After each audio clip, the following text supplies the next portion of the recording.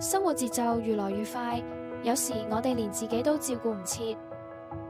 守護心靈健康有3個關鍵：覺察自己、調節自己、連接他人。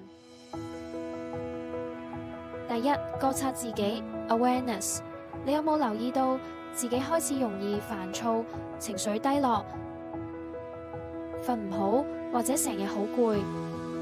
我最近好似成個人都繃緊咗，好似所有嘢都做得唔好咁。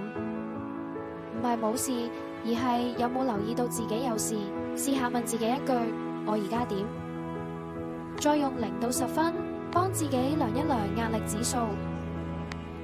清晰感知自身狀態係守護心靈健康嘅第一步。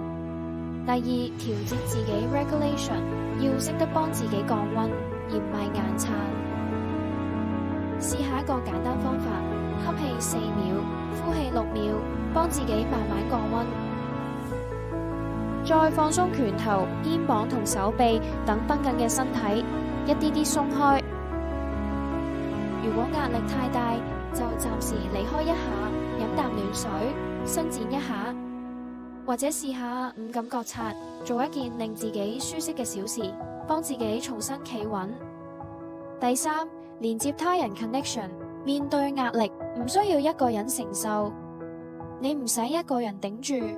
有咩可以同我講？講出嚟，本身就係一種舒緩。有人願意傾聽你，本身就係一種力量。